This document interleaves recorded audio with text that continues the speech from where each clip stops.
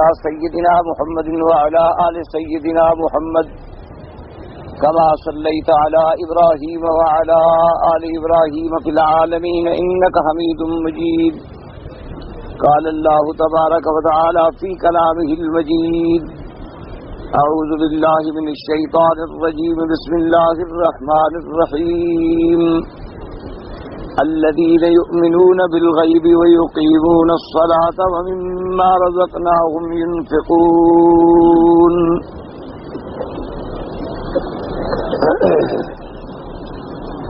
اب مفسر رحمت اللہ علیہ جیسے کہ ہم الحمدللہ پچھلی آیات میں پڑھ چکے ہیں کہ اللہ تبارک و تعالی نے ارشاد فرمایا قرآن پاک کے بارے میں کہ یہ ایسی کتاب ہے جس میں کوئی شک اور شبہ نہیں ہے، اور اس کے بعد ارشاد فرمایا کہ یہ کتاب جو ہے ہدایت ہے متقین کے لیے، ڈرنے والوں کے لیے. اور اس کے بعد پھر متقین کی صفات کا ذکر آیا کہ متقین کون ہیں. ان کے لیے یہ کتاب ہدایت ہے، ان کا نام ہے متقین. متقین مانا ڈرنے والے. ان کی صفات کا بیان آیا کہ متقین کی صفت کے ساتھ جو لوگ متصف ہوں گے، جنہیں ہم متقین میں سے سمجھیں، ان کی صفات کیا ہے کہ ہم ان کو پہچانیں. تو ان میں سے سب سے پہلی صفت آئی الذین یؤمنون بالغیب، جو ایمان لائے، جو لائے میرے پاک نبی محمد مصطفیٰ صلی اللہ علیہ وسلم، ان پہ اعتماد کرتے ہوئے ایمان لائے بالغیب، غیب پر. اب اس کے دو ترجمے ہیں. تو یہ ہے کہ بال دیکھے، یا معنی یہ ہوتا ہے کہ جو چیز غیب ہے اس پر بھی وہ میرے نبی کے اعتماد پر ایمان لائے. اب غیب اور غائب کا فرق بھی میں نے عرض کر دیا تھا. غائب تو وہ ہوتا ہے جسے آپ بھی نہ دیکھیں اور وہ آپ کو بھی نہ دیکھے، وہ تو ہے غائب. اور غیب وہ ہوتا ہے کہ جسے ہم اپنے حواس خمس سے معلوم نہ کر سکیں، لیکن یہ ضروری نہیں کہ وہ ہمیں نہ دیکھے، چاہے وہ ہمیں دیکھ بھی سکتا ہو. بعض چیزیں ایسی ہیں جو ہم نہیں دیکھ سکتے لیکن وہ ہمیں دیکھ سکتی ہیں، ان پر اطلاق غیب کا ہوتا ہے. جیسے سب سے پہلے ہے ایمان باللہ. یہاں تو اختصار آ گیا نا جی، یؤمنون بالغیب ایک جملہ آ گیا، تفسیر آ گئی اسی صورت کے اندر آخر میں. اس کے اندر تفسیر آ گئی کہ کل آمن باللہ. تو اب اللہ کی ذات موجود ہے لیکن ہم دیکھ نہیں سکتے، کوئی آنکھ بھی انہیں دیکھ نہیں سکتی. اللہ تبارک و تعالیٰ کی رؤیت جو ہے دنیا میں بالکل محال ہے. اللہ تبارک و تعالیٰ کی رؤیت جو ہے دنیا میں ناممکنات میں سے ہے، لیکن اللہ کی ذات موجود ہے. اسی طرح ملائکہ موجود ہیں اور لا تعد ولا تحصى، ان کا عدد کتنا ہے اللہ جانتے ہیں. ملائکہ کا عدد کسی کو معلوم نہیں ہے. ملائکۃ السماوات، ملائکۃ الارض، ملائکۃ الرحمہ، ملائکۃ العذاب، حملۃ العرش، حملۃ الکرسی، کرامن کاتبین، سیاحین فی الارض، عددہم لا یعلمہ الا اللہ سبحانہ، اللہ کے سوا کوئی نہیں جانتا. اب ملائکہ پر ہمارا ایمان ہے، جیسے اللہ کی ذات پر ہمارا ایمان ہے. ہم نہیں دیکھ سکتے لیکن اللہ کے سامنے تمام مخلوقات کا ذرہ ذرہ ہے. ملائکہ کو ہم نہیں دیکھ سکتے لیکن وہ ملائکہ جن کو اللہ تبارک و تعالی دنیا میں بھیجتے ہیں وہ ہمیں دیکھ سکتے ہیں لیکن ہم انہیں نہیں دیکھ سکتے. اور ملائکہ کو ان کی اصلی شکل میں تو دیکھنے کا کوئی سوال ہی پیدا نہیں ہوتا، ماں سوا میرے آقا سرکار مدینہ صلی اللہ علیہ وعلا آلہ وصحبہ وسلم تسلیما کثیرا کثیرا. کسی پیغمبر نے بھی نہیں دیکھا، کسی اللہ کے نبی نے بھی نہیں دیکھا، صرف حضور پاک نے دیکھا، جبریل علیہ السلام. تو اب ملائکہ بھی غیب ہیں لیکن وہ ہمیں دیکھ سکتے ہیں.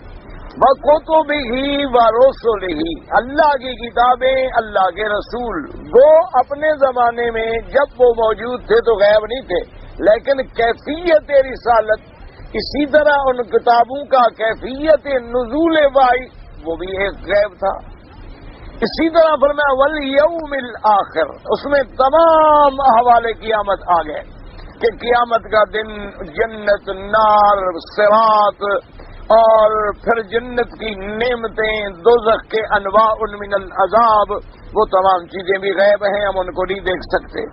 تو ان تمام چیزوں پر ہمارا ایمان ہو، مکمل اعتماد علی رسول اللہ صلی اللہ علیہ وسلم بجمیع ما جاء بہ محمد صلی اللہ علیہ وسلم، تمام احکام جو لائے ہیں میرے پاک نبی اپنے اللہ سے، ان پر ہمارا ایمان، یہ ایمان بالغیب۔ اسی لیے پھر ایمان بالغیب کے بارے میں بڑی عظمت آئی کہ ان لوگوں کا یہ مرتبہ ہوگا، ان لوگوں کا یہ مرتبہ ہوگا، ان لوگوں کا یہ مرتبہ ہوگا۔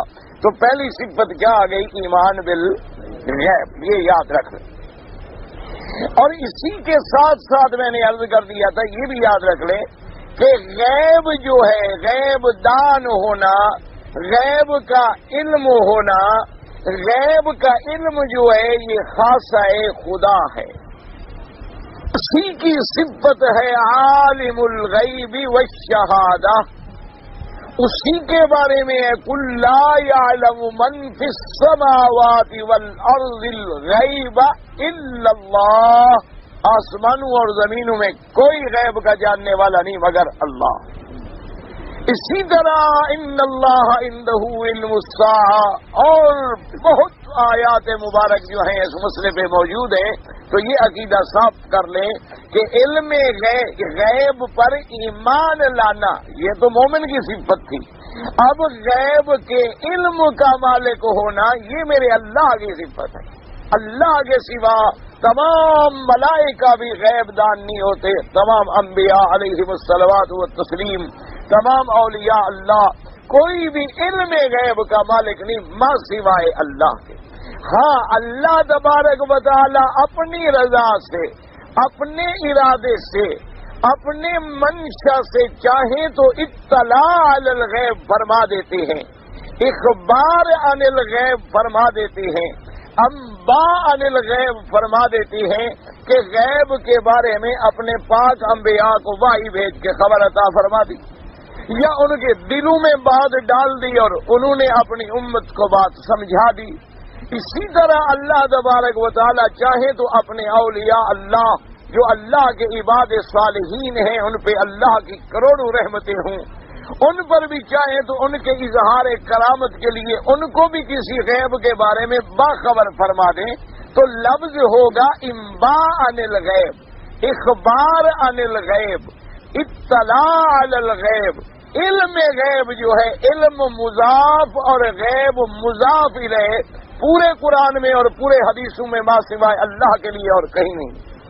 ایک بات ہمیشہ یاد رکھیں کہ لفظ علم ہو اور مضاف ہو غیب کی طرف، یہ صرف صفت ہے میرے اللہ کی، اور جہاں بھی لفظ آئے گا انباء عن الغیب آئے گا، اخبار عن الغیب آئے گا، اطلاع علی الغیب آئے گا، لیکن علم غیب یہ صرف میرے رب کی صفت ہے، عالم الغیب والشہادت۔ تو یہ پہلا لفظ جو ہے، پہلی صفت متقین کی کیا ہے؟ ایمان بالغیب۔ اچھا، اب مشکل یہ ہوتی ہے، اللہ تبارک و تعالی ہم تمام مسلمانوں کے احوال پہ رحم فرما دیں، ہم پر بھی رحم فرما دیں، اسی سے سارے معتقدات بگڑتے ہیں، ہمیشہ یاد رکھنا۔ اب جب یہ عقیدہ ہمارا پکا ہو جائے کہ علم غیب کا مالک کون ہے؟ اللہ تبارک و تعالی، اللہ کے سوا کوئی عالم الغیب نہیں ہے، کوئی ملک بھی عالم الغیب نہیں، کوئی اللہ کا نبی بھی عالم الغیب، کوئی اللہ کا ولی بھی عالم الغیب نہیں ہے، تو سارا عقیدہ ہی درست ہو جائے۔ جب عالم الغیب ہم نے اللہ کو مان لیا تو پھر سورنا، پکارنا، اپنی درخواستیں پیش کرنا صرف اسی کے آگے ہوگا جو جانے۔ جو ہماری اندر کی بات کو جانے ہی نہ تو اس کو کہنے کا کیا مطلب؟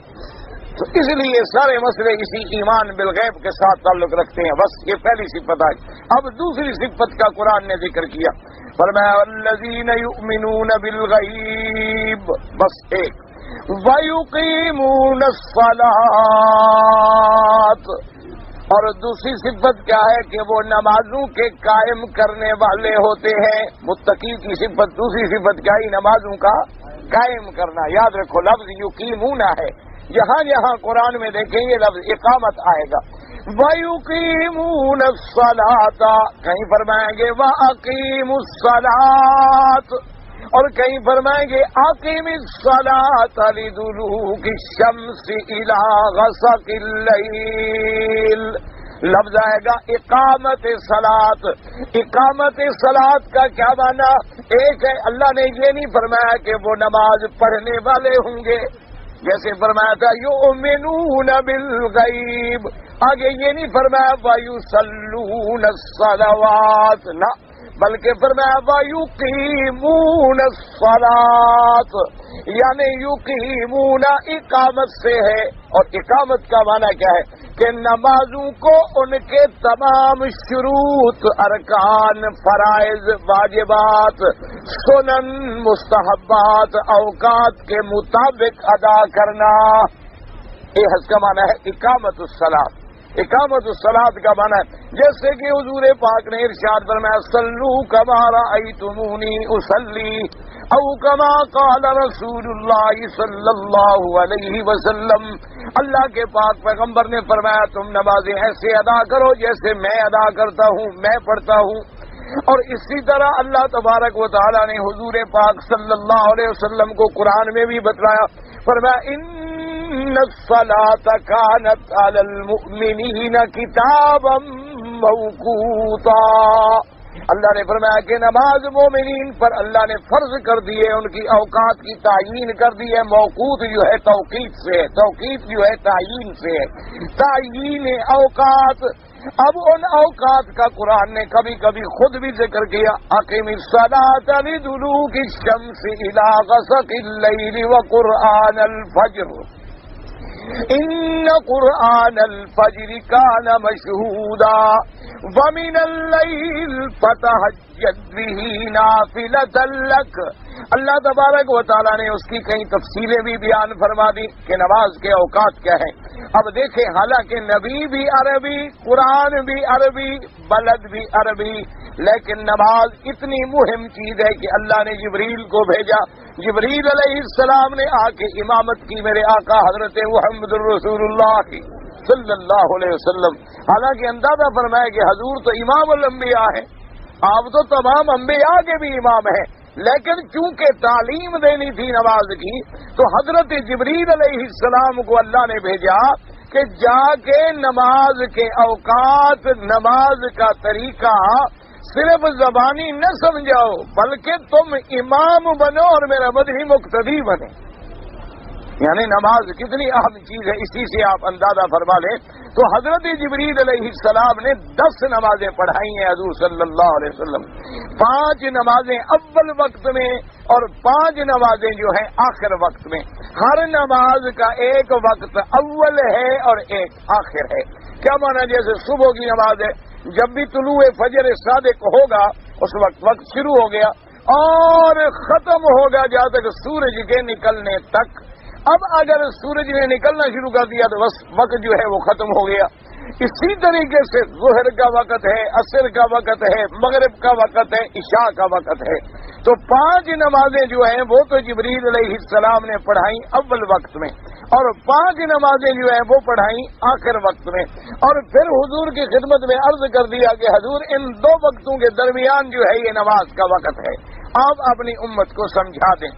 اور اسی سے پھر ائمہ اور محدثین نے مسئلہ نکالا کہ اگر کوئی آدمی یعنی مفضول ہو، شان میں کم ہو، تو وہ شان والے کا امام بھی بن سکتا ہے. حالانکہ شان میں زیادہ تو حضور پاک ہیں محمد مصطفیٰ صلی اللہ علیہ وسلم. جبریل تو آپ کے خادم ہیں، جبریل تو آپ کے دروازے پہ حاضر ہونے والے ہیں، جبریل تو حضور کے جلب میں چلنے والے ہیں، جبریل تو بغیر اذن کے حضور کے دروازے کے باہر کھڑے رہتے ہیں، اندر داخل بھی نہیں ہو سکتے. لیکن امام بن سکتے ہیں، تو معلوم یہ ہوا کہ مفضول بھی کبھی افضل کا امام بن سکتا ہے، جیسے کہ حضور پاک کے امام عبد الرحمن ابن عوف بھی بنے ہیں رضی اللہ عنہ، اسی طریقے سے حضرت سیدنا ابی بکر صدیق رضی اللہ تعالیٰ عنہ بھی امام بنے ہیں۔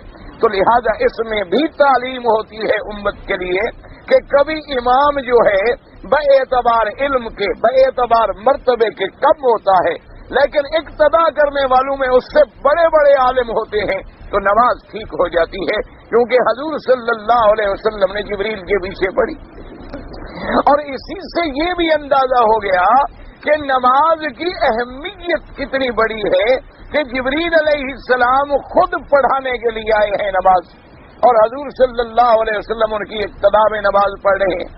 اور اسی طرح علماء نے لکھا، اس بات پہ غور کریں کہ تمام شریعت کے جتنے احکامات ہیں، یعنی اللہ نے قرآن پاک میں جتنے احکام بھیجے ہیں، یعنی روزے کے بارے میں ہیں، زکوٰۃ کے بارے میں ہیں، جہاد کے بارے میں ہیں، نکاح و طلاق کے بارے میں ہیں، ارث و میراث کے بارے میں ہیں، تجارت کے بارے میں ہیں، معاملات کے بارے میں ہیں، عبادات کے بارے میں ہیں، امانات کے بارے میں ہیں، اخبار اور قصص انبیاء والمرسلین ہیں، لیکن تمام حکم لے آئے ہیں جبریل علیہ السلام۔ یعنی حج فرض ہوا قرآن میں لیکن لایا جبریل ہے، روزہ فرض ہوا رمضان کا، لایا جبریل ہے، اسی طرح جہاد کا حکم آیا جبریل لایا ہے، اسی طرح نکاح طلاق بیعت کے حکم آئے جبریل لایا ہے۔ ایک نماز اتنی بڑی چیز ہے کہ جس کا حکم جبریل نہیں لائے بلکہ خود محمد عربی لائے ہیں صلی اللہ علیہ وسلم۔ نماز جب فرض ہوئی ہے تو معراج کی رات میں اللہ نے اپنے نبی کو خود حکم دیا، تو نماز اتنی اہم چیز ہے۔ اسی لیے آپ اندازہ فرمائیں کہ تمام عبادات بدنیہ میں اور تمام حقوق اللہ میں اس کی اتنی اہمیت ہے کہ سب سے پہلی چیز جو ہے وہ نماز۔ اور اسی طرح فرمایا کہ اول ما یسأل، قیامت والے دن سب سے پہلے جس کا سوال کیا جائے گا بندے سے عبادات بدنیہ میں، یاد رکھو عبادات بدنیہ میں وہ سب سے پہلا سوال نماز کے بارے میں ہوگا۔ اور یہ بھی حدیث مبارک میں آیا کہ جو نماز کے سوال میں پاس ہو گیا آئندہ بھی سمجھو پاس ہو گیا، اور جو نماز کے امتحان میں فیل ہو گیا تو آگے بھی سمجھو کہ وہ فیل ہو گیا۔ اسی لیے فرمایا اقامت الصلاۃ، اقامت الصلاۃ۔ اور میرے پاک نبی نے فرمایا الصلاۃ عماد الدین، حضور نے فرمایا کہ نماز جو ہے وہ دین کا ایک ستون ہے، اگر ستون گرا دو تو عمارت خود بخود گر جائے گی۔ عماد عمود کو کہتے ہیں، خیمے کے اندر عمود ہوتا ہے جس میں خیمہ کھڑا ہوتا ہے، اگر اس عمود کو آپ نکال لیں تو خیمہ جو ہے وہ نیچے آ جائے گا۔ تو جس بندے کے اندر نماز نہیں تو گویا دین ختم ہو چکا ہے۔ اسی طریقے سے حضور پاک صلی اللہ علیہ وسلم نے فرمایا، آپ نے فرمایا کہ نماز جو ہے صلۃ بین العبد و بین الرب، یہ بندے اور رب کے درمیان میں ایک صلہ ہے، ایک سلسلہ ہے، ایک کڑی ہے جس نے عبد کو اپنے رب سے جوڑا ہوا ہے۔ اگر یہ کڑی ٹوٹ گئی تو گویا بندے کا تعلق اللہ سے ٹوٹ گیا، تو جب اللہ سے ٹوٹ جائے تو بس باقی بچ کیا گیا انسان کے پاس۔ اور اسی طرح حدیث مبارک میں آیا کہ نماز جو ہے یہ مومن کا معراج ہے، یعنی عروج کی حد ہے نا، انت عبد اللہ کا انک تراہ۔ حضور نے فرمایا کہ نماز تم ایسے ادا کرو کہ گویا تم اپنے خدا کو دیکھ رہے ہو، اور فرمایا اگر یہ مرتبہ نہ ملے ان لم تکن تراہ فانہ یراک، او کما قال رسول اللہ صلی اللہ علیہ وسلم۔ اور فرمایا اگر وہ پہلا مرتبہ حاصل نہ ہو سکے تو کم از کم یہ تو یقین ہو کہ مجھے میرا رب دیکھ رہا ہے۔ اگر یہ یقین ہو جائے تو پھر جو ہے نا نماز، اسی لیے قرآن نے کہا مومنین کی یہاں دوسری صفتیں آپ نے پڑھی، الذین هم فی صلاتهم خاشعون، خشوع کے ساتھ، تواضع کے ساتھ، عاجزی کے ساتھ نماز ادا کرتی ہے۔ اور عین نماز میں یہ کیفیت ہوتی ہے کہ اس کا قلب بھی، قالب بھی، دل بھی، بدن بھی، جسد بھی سب متوجہ ہو عبادت کے اندر، اور ادھر ادھر یمین شمال جنوب لہب لعب ان چیزوں سے احتراز کرتے ہیں۔ ایک آدمی نماز پڑھتے ہوئے اس نے داڑھی کو ایک دو دفعہ کھجایا تو حدیث میں آتا ہے حضور نے فرمایا اگر اس کے دل کے اندر خشوع ہوتا تو اس کے بدن کے اندر بھی خشوع ہوتا، کیونکہ دل کا جو ہے نا وہ ایک سارا نظام گویا دل سے چل رہا ہے۔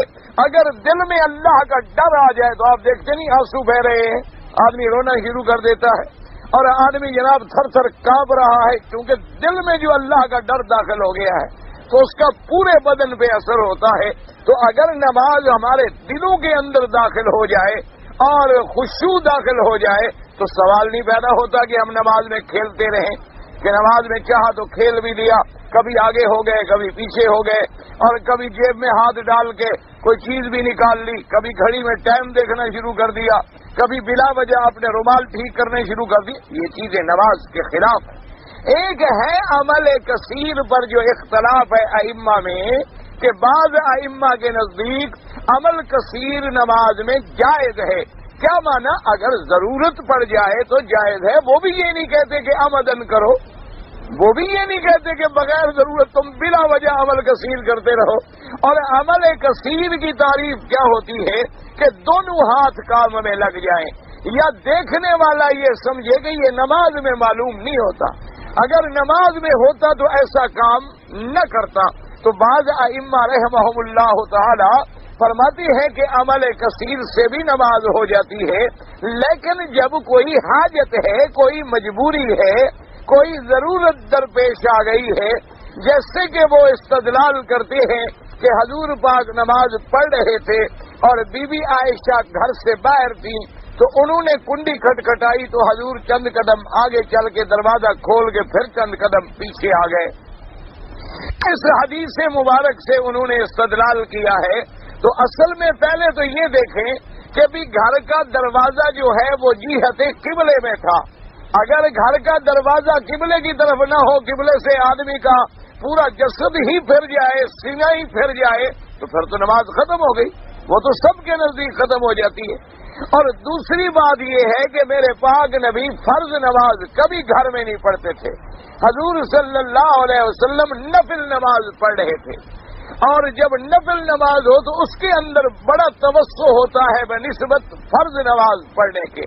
تو اس لیے حضور صلی اللہ علیہ وسلم کے اس عمل سے تو اچھا پھر ایک اہم ضرورت ہے کہ امہات المومنین گھر سے باہر کھڑی ہیں، ایک ضرورت درپیش آ گئی ہے، تو اس لیے اگر کوئی ضرورت ہے، کوئی مجبوری آ گئی ہے تو وہاں ان کے نزدیک بھی اجازت ہے، اور بغیر ضرورت جیسے آج کل اللہ رحمت کرائے بعض آدمی نماز پڑھتے پڑھتے ٹوپی اتار کے پھینک دیں گے، بعض پھر اٹھا کے پہن لیں گے، اور بعض آدمی ایسے بلا وجہ اپنے رومال کو بناتے رہیں گے، اور بعض بلا وجہ جو ہے نماز میں کبھی ادھر دیکھ لیں گے، تو یہ بلا وجہ تو کسی کے نزدیک بھی جائز نہیں ہے۔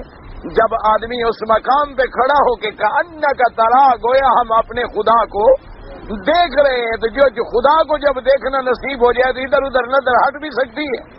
اچھا اگر خدا کو دیکھنا نصیب نہ ہو، یہ یقین ہو جائے کہ خدا ہمیں دیکھ رہا ہے، آپ ہائی کورٹ میں کھڑے ہوں تو جج کے سامنے آپ ہلتے ہی نہیں، آپ مجسٹریٹ کے سامنے ہلتے ہی نہیں، آپ اپنے امیڈیٹ باس کے آگے تو بالکل ایسے کھڑے ہوتی ہیں جیسے سانس آپ کا رک گیا ہو، اور آپ کا بالکل جناب آپ نے دیکھا نہیں گارڈ آف آنر جب ہو رہا ہوتا ہے تو ایسے کھڑے ہوتے ہیں، معلوم ہوتا ہے کہ لکڑی کے بنے ہوئے بندے ہیں، یہ معلوم بھی نہیں ہوتا کہ ان کے اندر کوئی جان بھی ہے یا حرکت بھی ہے۔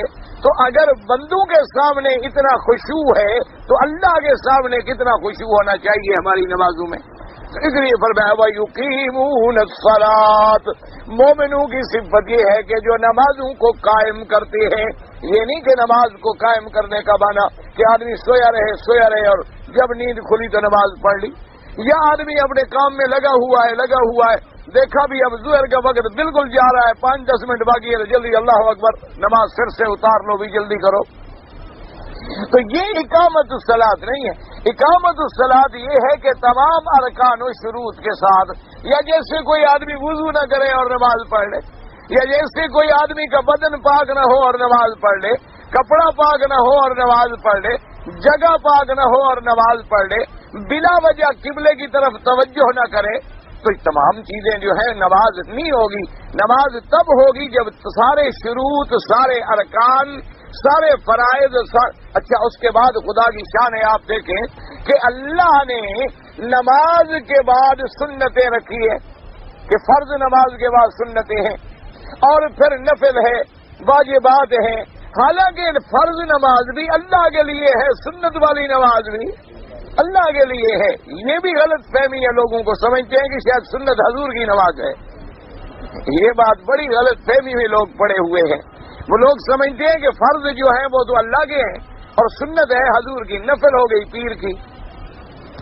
بات ہی ختم ہو، تقسیم ہو جائے نا برابر، پھر آخر اللہ کو بھی ہم نے دے دیا، سب کو راضی کرنا ہے نا جی، ہم نے تو ہر کسی کو راضی رکھنا ہے۔ یہ بات نا، نفل بھی نماز ہے، سنت بھی نماز ہے، واجب بھی نماز ہے، فرض بھی نماز ہے، اور تمام نماز کس کے لیے ہے؟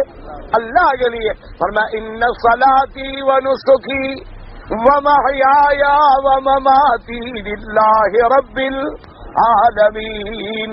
اللہ نے فرمایا میرے مدنی آپ فرما دے، اعلان کر دیں کہ میری نماز، میری قربانی، میری زندگی، میری موت سب کس کے لیے ہے؟ اللہ کے لیے ہے۔ یہ نہیں ہوتا کہ سنت نبی کے لیے ہے یا نفل کسی اور کے لیے ہے۔ سنت کا معنی ہوتا ہے طریقہ، یعنی وہ طریقہ جو ہمیں حضور نے بتلایا کہ بھئی عشاء کے بعد 2 سنتیں پڑھنی ہیں۔ یہ بتلایا کس نے ہے؟ حضور پاک نے، تو حضور کی تو صرف سنت ہے۔ نفل کا معنی کیا ہے؟ کہ یہ زائد عبادت ہے، یہ نافلہ ہے، کہ اگر ہم پڑھ لیں گے تو اللہ ہمیں ثواب عطا فرمائیں گے، اور نہیں پڑھیں گے تو ہم گناہگار نہیں ہوں گے۔ ورنہ نماز ساری کی ساری اللہ کے لیے ہے، فرائض بھی اللہ کے لیے، واجبات بھی اللہ کے لیے، سنن بھی اللہ کے لیے، نوافل بھی اللہ کے لیے، ہمیشہ یاد رکھیں۔ اچھا، اب اللہ نے جب فرمایا کہ فرض پڑھ لو، تو بھائی فرض جب ہم نے 4 رکعت عشاء پڑھ لیے تو بات ختم ہو گئی۔ پھر 2 سنتیں علیحدہ رکھی گئی، پھر 3 وتر علیحدہ رکھے گئے۔ اس کی کیا وجہ ہے؟ بات یاد رکھیں۔ چلو اللہ پاک فرما دیتے 6 رکعت پڑھ لو، 6 رکعت پڑھ لو عشاء کی، تو پھر 2 رکعت علیحدہ سنتیں اور 3 رکعت وتر، تو 5 رکعتیں وہ ہو گئی اور 4 یہ ہو گئی۔ ویسے حکم فرما دیتے جی 9 رکعت عشاء پڑھو۔ تو اس کی وجہ کیا ہے؟ یاد رکھو، علماء نے لکھا یہ اللہ کا اپنے بندوں پہ رحم ہے، وہ ارحم الراحمین ہے، وہ ان کا رحم ہے کہ میری نماز جیسے کہ پڑھنی چاہیے کوئی بندہ پڑھ سکتا ہی نہیں، حق میرا ادا کر ہی نہیں سکتا، تو اب اس کے لیے اور تھوڑی سنتیں رکھ دو، واجبات رکھ دو، نفل رکھ لو۔ پھر اللہ فرمائیں گے کہ فرضوں میں جو کمی ہے وہ سنتوں سے پوری کرو، اور ان میں جو کمی ہے وہ نوافل سے پوری کرو، تاکہ میرے بندے کی نماز صحیح ہو جائے۔ اگر اس کے اندر کوئی خشوع میں کمی آ گئی، کوئی خضوع میں کمی آ گئی، کوئی ادائیگی کمی آ گئی، تو بعد میں جو ہم نے سنتیں پڑھی ہیں ان کو ڈال کے بیلنس ہمارا برابر کر دیا جائے گا۔ تو یہ اللہ کی اپنے بندوں پہ خصوصی رحمتیں ہیں۔ اس لیے اب جو اللہ والے ہوتے ہیں وہ اسی لیے محنت کرتے ہیں کہ تہجد بھی نہ جائے، اشراق بھی نہ جائے، ضحیٰ بھی نہ جائے، اوابین بھی نہ جائے، تحیت الوضو بھی نہ جائے، تحیت المسجد بھی نہ جائے، تاکہ ہماری نوافل اتنی زیادہ ہو جائے کہ فرضوں کی کمی جو ہے وہ اللہ کی رحمت سے پوری ہو جائے۔ تو اس لیے اللہ تبارک و تعالیٰ نے، یعنی نماز اتنی اہم چیز ہے، اتنی بلند چیز ہے کہ اس کی کمی کے لیے باقی ساری نمازیں رکھی گئی کہ کسی طرح بندے کی نماز صحیح ہو جائے۔ اور اس کے بعد اندازہ فرمائیں کہ نماز جب فرض ہوئی ہے تو 50 نمازیں فرض ہوئی ہیں، اور پھر 50 نمازوں میں سے حضور پاک کے بار بار معافی مانگنے سے 5 کم ہوئی، پھر 5 کم ہوئی، حتیٰ کہ 5 رہیں۔ اللہ نے فرمایا کہ میرے مدنی صلی اللہ علیہ وسلم اب 5 نمازیں رہیں گی، ما یبدل القول، اب اللہ کا فیصلہ نہیں بدل سکتا، لیکن آپ کی امت پڑھے گی 5، لکھیں گے ہم 50۔ من جاء بالحسنۃ فلہ اجر امثالھا، من جاء بالحسنۃ فلہ اجر امثالھا۔ اچھا، اسی مسئلے کو دیکھ کے قادیانی علیہ اللعنت نے، قادیانی صاحب نے بھی ایک مسئلہ نکالا۔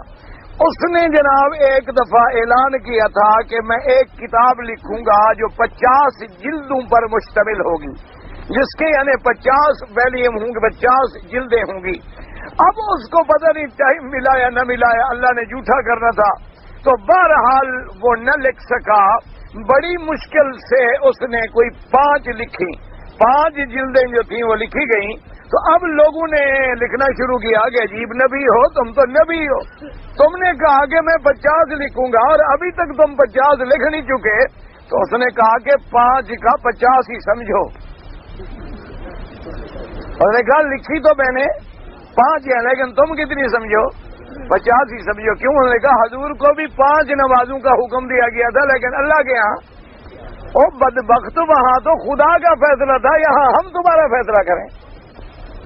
یعنی کوئی عقل کی بات دیکھو کہ وہاں فیصلہ کرنے والی اتھارٹی کون ہے؟ اللہ کی ذات ہے، اور یہاں کہتے ہیں تم ویسے 5 کو 50، تم 5 کو 50 سمجھ لو۔ تو اس نے بھی اسی مزے، کیوں جھوٹا بہرحال جھوٹا ہوتا ہے، دروغ جو ہوتے ہیں وہ ایسی ہوتی ہیں۔ تو بہرحال اب جناب نماز کا اندازہ فرمائیں کہ نماز، اور سیدنا امیر المؤمنین حضرت عمر، سب کہتے ہیں رضی اللہ عنہ، ان کا آپ اندازہ فرما لیں۔ اب آپ تصور کریں ذرا کہ حضرت امیر المومنین کھڑے ہیں، صفیں درست فرما رہے ہیں اور فرما رہے ہیں کہ سب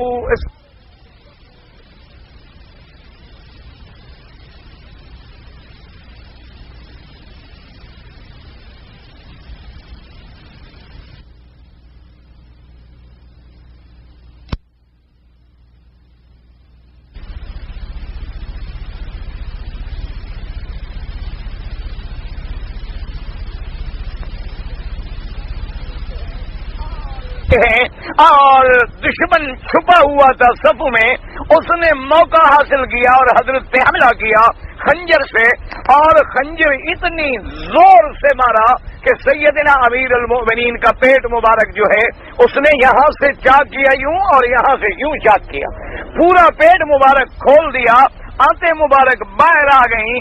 لیکن حضرت عمر رضی اللہ تعالیٰ عنہ نے، ان کے پیچھے بیٹے کھڑے تھے عبد الرحمان ابن حضرت عبداللہ ابن عمر، تو ان کو اشارہ کیا کہ آپ مصلی پہ آ جائیں، اور فوراً حضرت نے یہی کپڑا باندھ لیا اور نماز ادا کی۔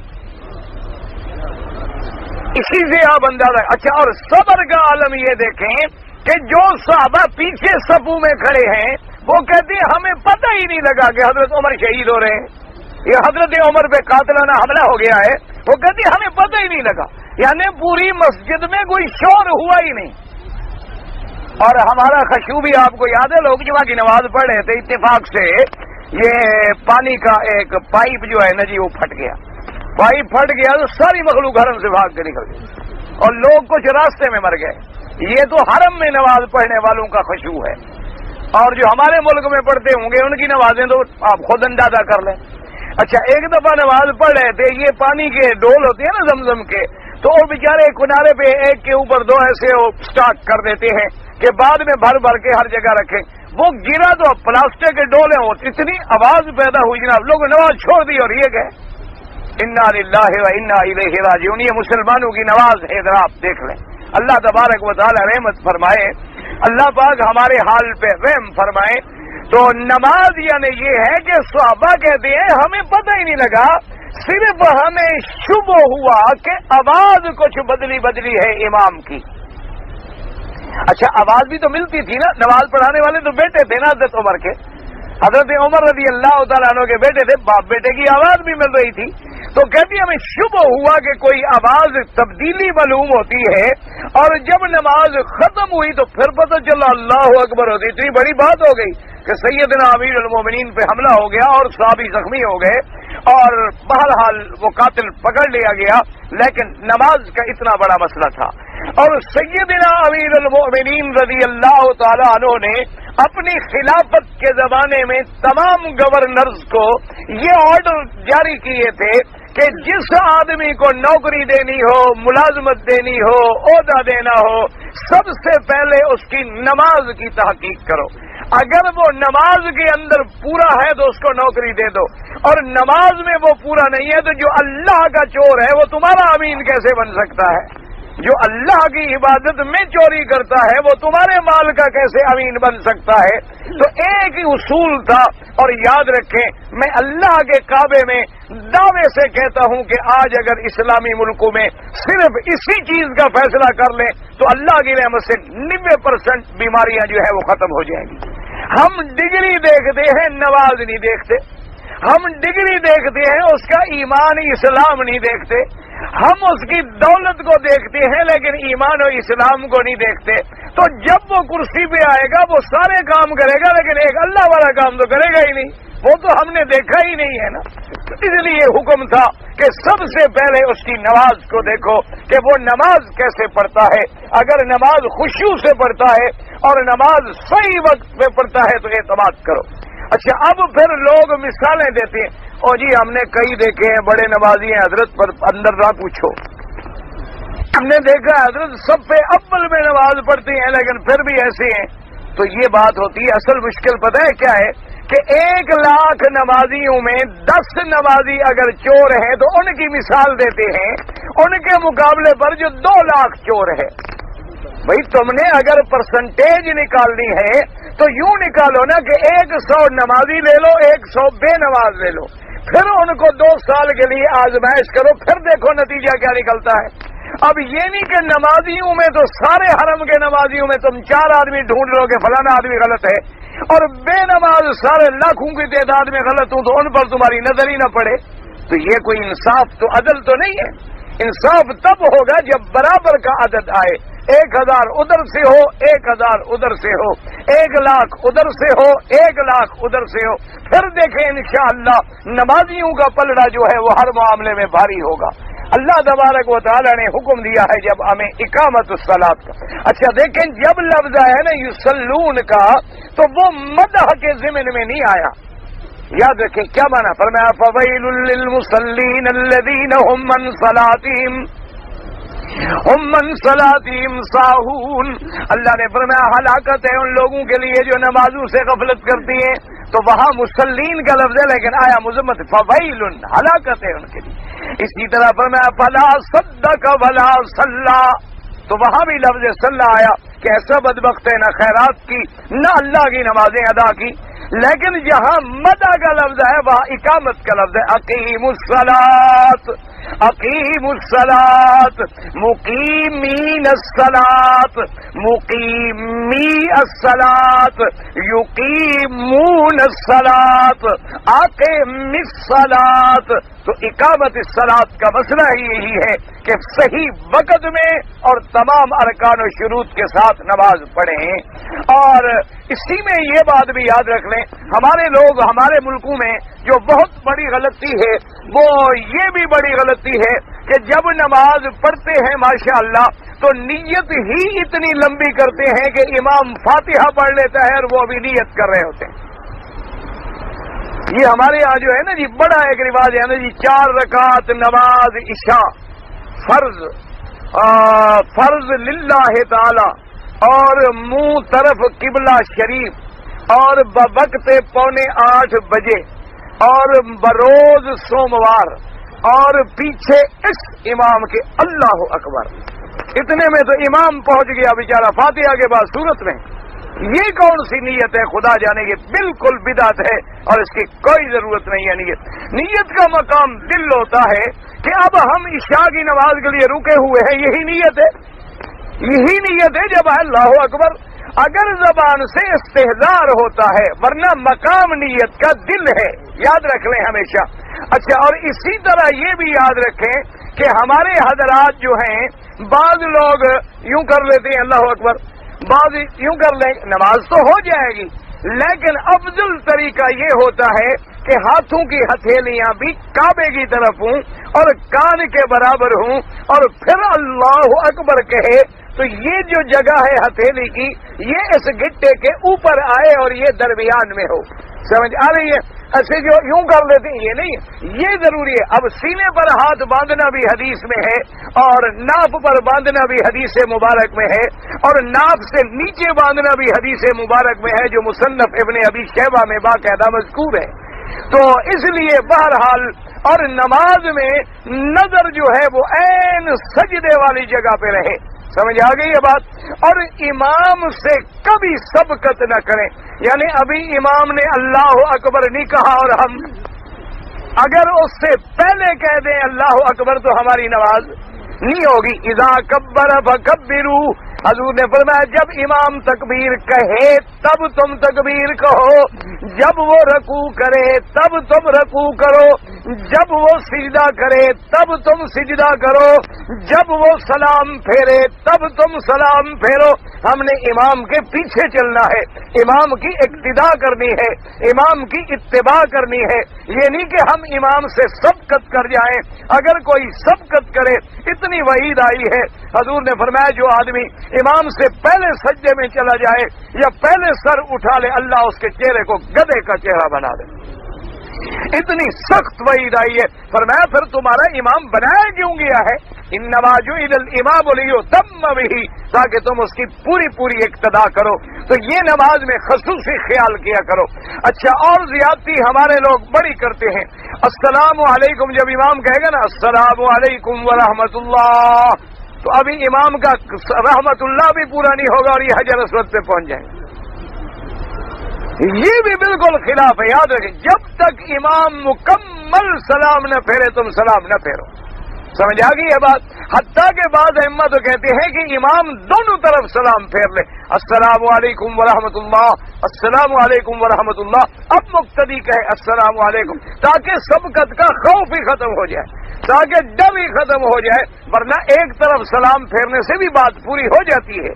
لیکن احتیاط اسی کے اندر ہے کہ اب کوئی غفلت کر ہی نہیں سکے گا، اس لیے کہ امام نے دونوں طرف سلام جو ہے وہ پھیر دیا ہے.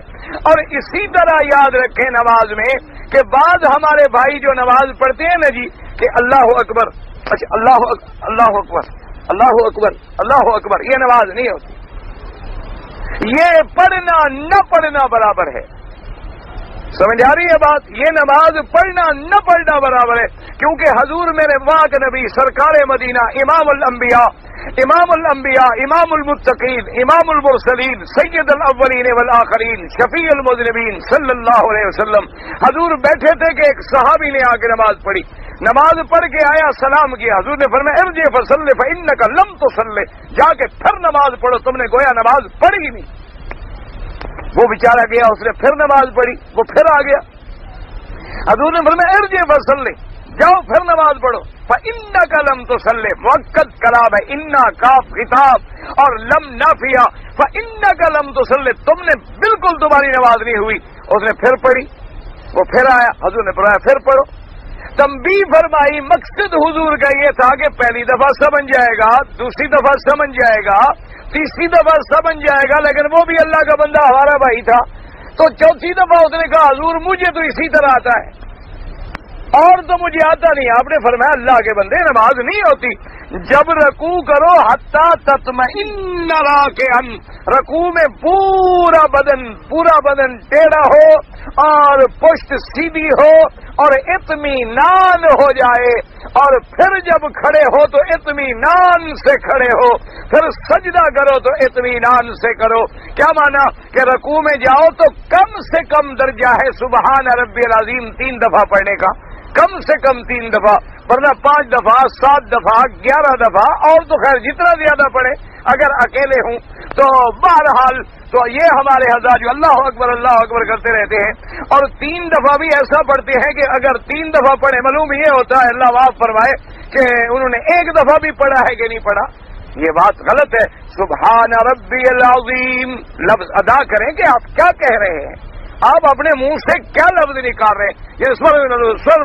یہ کوئی نماز ہے؟ یہ کون سی نماز ہے؟ گالیاں دے رہے ہو، نماز پڑھ رہے ہو. سبحان ربی الاعلی، پتہ لگے کہ میں کیا کہہ رہا ہوں. سبحان میں تسبیح بیان کر رہا ہوں. کس کی؟ اپنے رب کی، جس کی صفت اعلیٰ ہے، جس کی صفت علو ہے، جو سب سے بلند ہے، سب سے برتر ہے، سب سے اعلیٰ ہے. تو اس لفظ کا ہمیں پتہ تو چلے کہ ہم کہہ کیا رہے ہیں. اس لیے ہمیشہ نماز کے اندر خصوصی خیال رکھا کریں. اور اسی طرح یاد رکھیں کہ نماز کو ہمیشہ جماعت کے ساتھ ادا کریں. نماز جو جماعت کے ساتھ ادا نہ کرے حضور نے فرمایا اس کی مثال ایسے ہے جیسے ایک بکری ریوڑ سے علیحدہ ہو جائے تو جب بھی کوئی بھگیاڑ حملہ کرے گا تو اس علیحدہ بکری بھی حملہ کرے گا. اس لیے فرمایا من شذ فی النار، جو علیحدہ ہوا گویا جہنم میں جا پڑا. اور فرمایا ید اللہ علی الجماع، فرمایا اللہ کا ہاتھ جو ہے وہ جماعت پہ ہوتا ہے. اور فرمایا حضور ایک نماز میں ایک حدیث میں یہ آتا ہے کہ جو آمدن جماعت کے ساتھ چھوڑے گویا اس نے نماز نہیں پڑھی. اور اسی طرح نماز مسجدوں میں ادا کرو اور جماعت کے ساتھ ادا کرو اور وقت پہ ادا کرو. یعنی اتنا حکم ہے کہ آپ مسجد میں آئے، نماز ہو گئی، اب جماعت آپ کو نہیں ملی، آپ نے ادھر ادھر دیکھا اور بھی کوئی ساتھی نہیں ملا، تو حکم ہے آدمی گھر لوٹ جائے، اپنے بیوی بچوں کو پیچھے کھڑا کر کے خود امام بن جائے تاکہ جماعت سے محروم نہ ہو جائے.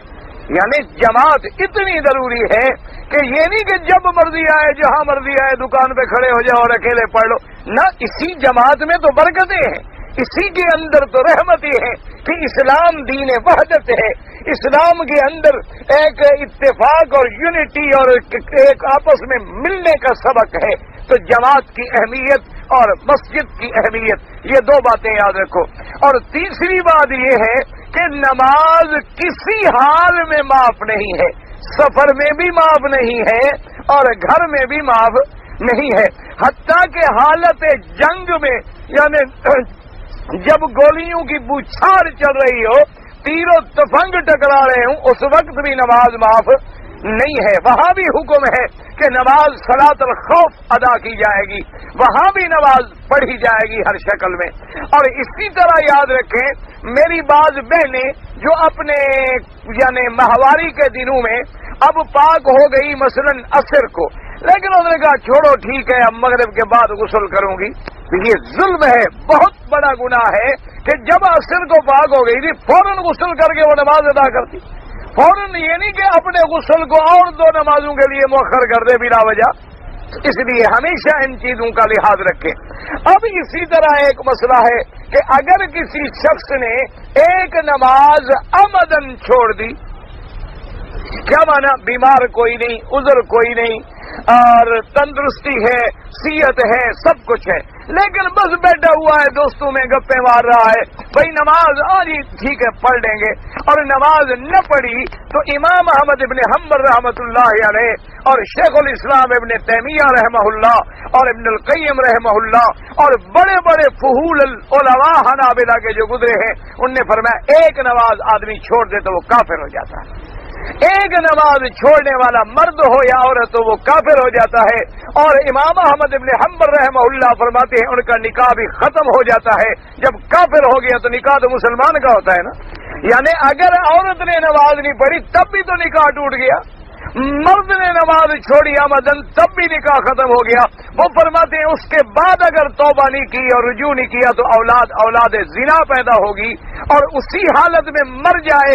فرماتے ہیں اس پہ جنازہ بھی نہ پڑھو اور مسلمانوں کے قبرستان میں بھی اس کو دفن نہ کرو. یعنی آپ اندازہ فرمائیں ایک نماز چھوڑنے کا یہ عذاب ہے. اور میرے پاک نبی نے کیا فرمایا کہ لوگوں کو میں حکم دوں کہ نماز پڑھو اور اقامت کا حکم دوں کہ تکبیر کہو، اور پھر دیکھوں کہ جو لوگ جماعت میں نہیں ہیں ان کے گھروں کو لکڑیاں جمع کرا کے میں اپنے ہاتھوں سے آگ لگا دوں. تو جن گھروں کو حضور جلا ڈالیں گے وہ سبز ہو جائیں گے. اسی سے آپ اندازہ فرمائیں حضور نے فرمایا ان گھروں کو میں اپنے ہاتھ سے آگ لگا دوں، یعنی جو جماعت میں حاضر نہیں ہوئے. اسی لیے صحابہ فرماتے ہیں کہ اگر کوئی صحابی جماعت میں نہ ہوتا ہم اندازہ کر لیتے تھے کہ وہ منافق ہے، یا ہم اندازہ کر لیتے تھے کہ وہ بیمار ہے یا منافق ہے، ورنہ یہ ممکن ہے کہ مسلمان ہو اور جماعت میں حاضر نہ ہو. یہ تو سوال ہی پیدا نہیں ہوتا تھا. اور جس جگہ نماز نہ ہو اس کے بارے میں بھی حدیث پاک موجود ہے. حضور پاک سفر میں آ رہے تھے اور آپ نے سیدنا بلال رضی اللہ عنہ کو حکم دیا. آپ نے فرمایا راکب الصلاۃ یا بلال، فرمایا بلال تم نگرانی کرو، ہم تھکے ہوئے ہیں شاید نیند آ جائے تو تم نگرانی کے لیے بیٹھو کہ ہماری نماز ضائع نہ ہو جائے. حضرت بلال فرماتے ہیں کہ میں نے اونٹ کا پلان ہوتا ہے نا، اونٹ کے اوپر جو رکھتے ہیں، وہ پلان رکھ لیا اور جدھر سے سورج نکلنا تھا ادھر ٹیک لگا کے پلان کو بیٹھ گیا کہ جو ہی صبح صادق نکلے گی تو فوراً میں اذان کہہ دوں گا. فرماتے ہیں غلبنی النوم، اللہ کی شان ہے کہ نیند آ گئی. اور خدا کی شان ہے سارے صحابہ تھکے ہوئے تھے، ان کو بھی نیند آ گئی، میرے مدنی محمد عربی کو بھی نیند آ گئی صلی اللہ علیہ وسلم، حضور پہ بھی نیند غالب آ گئی. اور سب سے پہلے میرے آقا کی آنکھ کھلی تو سورج نکل چکا تھا. حضور صلی اللہ علیہ وسلم نے فرمایا کہ بلال کو بلاؤ فوراً. حضرت بلال کو بلایا گیا، آپ نے فرمایا اچھی تم نے نگرانی کی. اس نے کہا حضور جس اللہ نے آپ کو سلا دیا اسی نے مجھے بھی تو سلا دیا. اگر اللہ کا نبی سو گیا تو میری کیا طاقت تھی، میں بھی تو سو گیا. آپ نے فرمایا اچھا جلدی کرو، فخرجوا من هذا الوادی ان هذا الوادی بها شیطان. حضور نے فرمایا اس وادی سے نکلو، اس وادی میں شیطان ہے، اس لیے ہماری نماز رہ گئی. تو جس گھر میں نماز نہ ہو سمجھو اس میں شیطان رہتا ہے، کیونکہ حضور پاک نے فرمایا کہ جس وادی میں نماز نہ ہو، جس جگہ نماز نہ ہو تو معلوم ہوا کہ وہاں شیطان ہے. تو جن گھروں میں نماز نہ ہو اندازہ فرما لو کہ شکل میں چاہے انسان ہوں لیکن اندر شیطان کوئی ضرور ہے. ورنہ ہو نہیں سکتا کہ مسلمان کا گھر ہو اور نماز نہ ہو نہیں سکتا کہ مسلمانوں کی مسجدیں ہوں اور نماز نہ ہو نہیں سکتا کہ مسلمان کا محلہ ہو اور نماز نہ ہو. اور نماز اتنی بڑی چیز ہے کہ حضور جب جنگ کا حکم دیتے تھے اور آپ فرماتے تھے اپنے صحابہ کو کہ صبح کے وقت میں شب خون نہ مارا کرو، انتظار کیا کرو، اگر بستی سے کوئی اذان کی آواز آ جائے تو اس بستی پہ حملہ نہ کرنا، اگر اذان کی آواز نہ آئے تو پھر حملہ کر دینا. یعنی ایک مسلمان بھی اذان اگر دیتے تو پوری بستی بچ گئی. تو اذان جو ہے، نماز جو ہے، صلاۃ جو ہے وہ علامت ایمان ہے اور اس کا ترک جو ہے وہ کفر ہے. اللہ تبارک و تعالیٰ سے دعا کرے کہ اللہ ہمیں اقامت صلاۃ نصیب فرمائے. تو اب متقین کی پہلی صفت کیا ہے؟ ایمان. ایمان کے بعد دوسری صفت کیا ہے؟ اقامت الصلاۃ. یعنی آپ اندازہ کریں اقامت الصلاۃ اتنا ساتھ لگا ہوا ہے کہ اگر اقامت الصلاۃ ہی نہیں تو گویا ایمان ہی نہیں. یہ تصور بھی نہیں ہو سکتا کہ ایمان ہو اور اس میں نماز. اس لیے فرمایا الذین یؤمنون بالغیب ویقیمون الصلاۃ. کہ متقین کی پہلی صفت کیا تھی؟ ایمان بالغیب. اور دوسری صفت کیا ہے؟ اقامت الصلاۃ. اقامت الصلاۃ کا بھی آپ نے سمجھ لیا کہ نمازوں کو ان کے شروط و ارکان کے مطابق ان کے اوقات کے اندر ادا کرنا. اوقات کے بغیر ادا کرے تب بھی نماز نہیں ہوگی. ہاں یہ علیحدہ بات ہے کہ انسان سو گیا، اٹھانے والا کوئی نہیں تھا، جگانے والا کوئی نہیں تھا، الارم بھی کوئی نہیں تھا، غافل ہو گیا، نیند آ گئی، مجبور ہے. اب جب اٹھے تو نماز قضا کرے گا، اس پہ گناہ نہیں ہوگا کیونکہ اس نے آمدن غفلت نہیں کی ہے بلکہ اس پہ نیند کا غلبہ ہو گیا اور کوئی ساتھی جگانے والا بھی موجود نہیں تھا اور اٹھانے والا بھی موجود نہیں تھا. اب نیند اس کے اپنے ہاتھ میں نہیں ہے تو اس پر گناہ نہیں ہوگا، لیکن شرط ہوگی کہ نماز جو ہے وہ فوراً قضا کرے. اب قضا کے اندر پھر حکم ہوتے ہیں، یہ دیکھنا ہوگا کہ کتنی نمازیں قضا ہوئی ہیں. اگر صاحب ترتیب ہے تو قضا بھی ترتیب سے کرے گا، اور اگر صاحب ترتیب نہیں ہے تو پھر قضا تو ضروری ہے پر ترتیب ضروری نہیں ہوگی. تو سب سے پہلی چیز جو ہے یقیمون الصلاۃ. اللہ تبارک و تعالیٰ آپ کو بھی اور مجھے بھی اقامت صلاۃ کی توفیق دے. اچھا جی، کہتے ہیں میرے دماغ میں ہر وقت برے خیال آتے رہتے ہیں. ایسا نہ ہو، میں 5 وقتی نماز بھی پڑھتا ہوں، قرآن بھی پڑھتا ہوں. اچھا، گزارش یہ ہے کہ دل میں برے خیال آنے جو ہیں یہ کوئی بری بات نہیں، یہ اچھی بات ہے. سمجھ آ گئی یہ بات؟ کیوں؟ اس کی وجہ یہ ہے کہ ڈاکو ڈاکہ ہمیشہ وہاں ڈالتا ہے جہاں مال ہو. جہاں مال نہ ہو تو ڈاکو کیا کرے گا؟ کبھی آپ نے دیکھا خالی گھر جو کھڑا ہو اس کو ڈاکو نے کبھی توڑا ہو؟ تو دل میں جب ایمان ہوتا ہے تب ڈاکو شیطان وسوسے ڈالتا ہے. یہ تو علامت ایمان ہے، اس میں گھبرانے کی کوئی ضرورت ہی نہیں ہے. بالکل نہ گھبرائیں، اللہ نے معاف کر دیا ہے.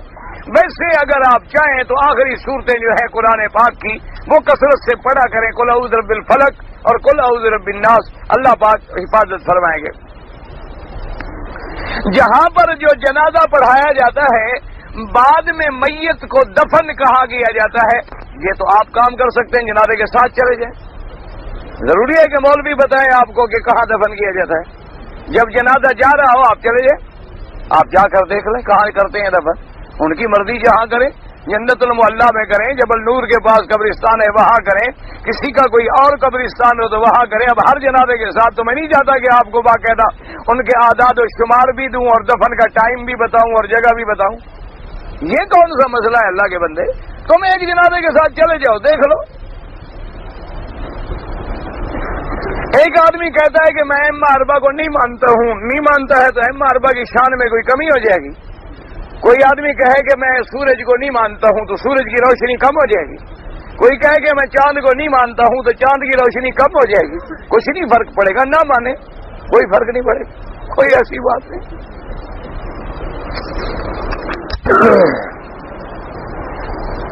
مجھے پیشاب کرنے کے بعد ایک آدھ قطرہ معلوم ہوتا ہے کہ کپڑوں میں نکل گیا ہے. گزارش ہے جس کی وجہ سے نماز چھوٹ گئی ہے, ماشاءاللہ روٹی بھی چھوٹ گئی ہے. اس غم میں آپ نے کھانا تو نہیں چھوڑا, پینا بھی نہیں چھوڑا, باقی کام بھی نہیں, صرف نماز چھوٹ گئی ہے. کیوں نماز چھوٹ گئی ہے؟ شریعت میں تو یہ مسئلہ ہے پیشاب تمہارا بہتا بھی رہے تو نماز ہو جائے گی. او خدا کے بندے تم مجبور ہو, اگر قطرے نہیں رکتے ہیں ہر نماز کے لیے نیا وضو کرو اور پڑھتے رہو. ایک انڈرویئر رکھ لو, بدل لیا, وعلیکم السلام. کوئی ایسی مشکل مسئلہ ہی نہیں ہے. اپنی طرف سے اگر وہم کرتے ہو تو وہم نہ کیا کرو.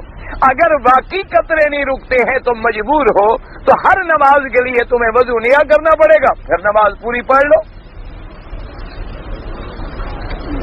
یہ جو حدیث ہے اللہ انی اسألک وتوجہ الیک بنبی الرحمت, حدیث ضعیف ہے, عقیدے میں حجت نہیں بن سکتی.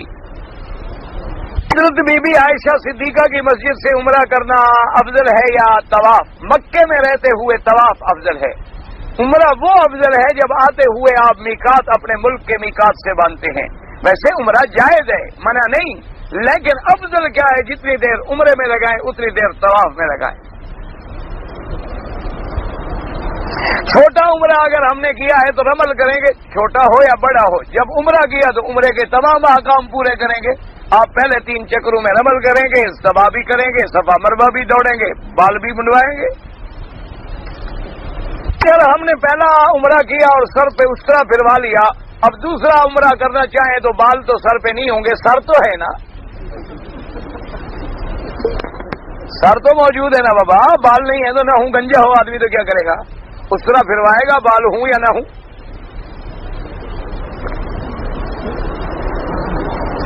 جب بال, مسئلہ یہ ہے کہ بال ہوں یا نہ ہوں, ہم نے اس طرح پھروانا ہے. اللہ کو ہمارے بالوں کی ضرورت نہیں ہوتی. بات یہ ہوتی ہے کہ یا اللہ ہم نے اپنی گردن جھکا دی, سب سے اعلیٰ عذر یہی تھا, وہ بھی تیرے سر پر ہم نے قربان کر دی. یہ اللہ کے آفر, اللہ کو ہمارے بالوں کی کیا ضرورت ہے؟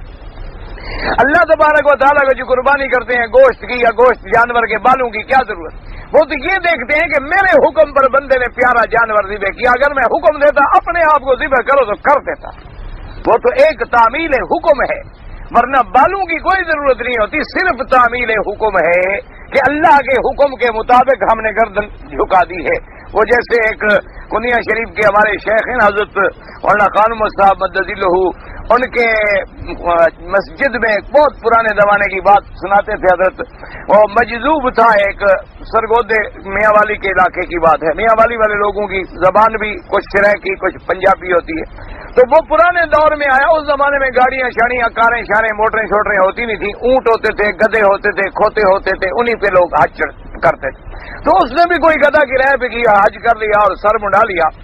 طواف زیارت کرنے کے لیے جب آئے تو کعبہ شریف کے ملتزم پہ کھڑے ہو گئے اور اپنی ٹھیٹھ پنجابی میاں والی میں کہنے لگے, اللہ میاں ساڈے علاقے ساڈے قبیلے میں یہ عادت ہے, میں آپ اردو میں کہہ دوں تاکہ لوگوں کو سمجھ آئے کہ یا اللہ ہمارے ملک میں یہ عادت ہے کہ کوئی بڑے سے بڑا جرم بھی ہو جائے تو لوگ اس کا سر مونڈ لیتے ہیں اور گدھا پہ بٹھا کے پھیرے لگوا دیتے ہیں. تو تم نے ہمیں گدھا پہ بھی چڑھا دیا, سر بھی منڈوا دیا, اب تیری مرضی ہے, بخش دے یا نہ بخش. تو اصل بات وہ ہوتی ہے جو دل سے نکلے, نے کہا اللہ میاں سر بھی منڈا چھڈے, کھوتے دے بھی چڑھا چھڈے, ساڈی تے ہن اولگ ہو گئی, اگے تو جا, اگے تیری مرضی ہون بھی نہ چھڈے تے وہ تیری مرضی, اسی کدھر جائے گی. تو اس لیے یہ تو ایک حکم ہے کہ مولا ہم نے سر بھی منڈوا لیا ہے, اپنی گردن بھی جھکا دی ہے, کفن بھی پہن لیا ہے, اب بھی نہ بخشے تو ہم کہاں جائیں, اور کوئی دروازہ ہے نہیں. یہ اس کیفیت کا ایک اظہار ہے. اللہ تبارک و تعالی اس میں اخلاص پیدا کرے. اگر دوران طواف کسی عورت کو اتفاقاً ہاتھ یا کوئی اور حصہ لگ جائے تو وضو ٹوٹ جاتا ہے. امام شافعی رحمۃ اللہ علیہ کے نزدیک عورت کے ہاتھ لگنے سے یا عورت کو مرد کا ہاتھ لگے تو وضو ٹوٹ جاتا ہے. باقی ائمہ کے نزدیک نہیں ٹوٹتا. ویسے تم ہاتھ لگایا نہ کرو. میری جناب والدہ بیمار ہیں، دل کی بیمار ہیں، اللہ سب کو شفا عطا فرمائے. آج بھی میرے ایک دوست ہیں میاں صاحب، انہوں نے بھی لکھا، ان کی والدہ بھی، ان کی گھر والی ہمارے ایک دوست کی والدہ ہیں، ان کو بھی دل کا اللہ پاک شفا عطا فرمائے. بہرحال جتنے بیمار ہیں اللہ ان سب کو شفا عطا فرمائے، سب کی بیماریاں دور فرمائے. اگر کہتا ہے جی کہ ہم اپنے چپل ہم نے رکھے حرم شریف میں، کوئی لے گیا تو ہم باہر کوئی چپل لے جائیں، یہ اچھا مسئلہ ہے؟ یعنی ایک چوری کرے تم بھی چور بن جاؤ. یہ کون سا مسئلہ ہے کہ تمہاری چپل کوئی لے گیا تم کسی کی چپل لے جاؤ، چپل سے بڑھتے بڑھتے پھر ایک دوسرے کی کوئی اور بلا نہ لے جاؤ. بابا بالکل حرام ہے. کوئی لے گیا تو لے گیا، کسی کی چپل نہ اٹھاؤ. قیامت میں جوتی چوری میں نہ پکڑے جاؤ. آئے تھے حرم میں عمرہ کرنے اور جوتی چوری کرتے رہے. اپنے چپل اپنے سامنے رکھو. دوران طواف بعض لوگ دھکے دیتے ہیں بوسہ دینے کے لیے. ویسے دھکے دینے نہیں چاہیے لیکن ملتے رہیں گے.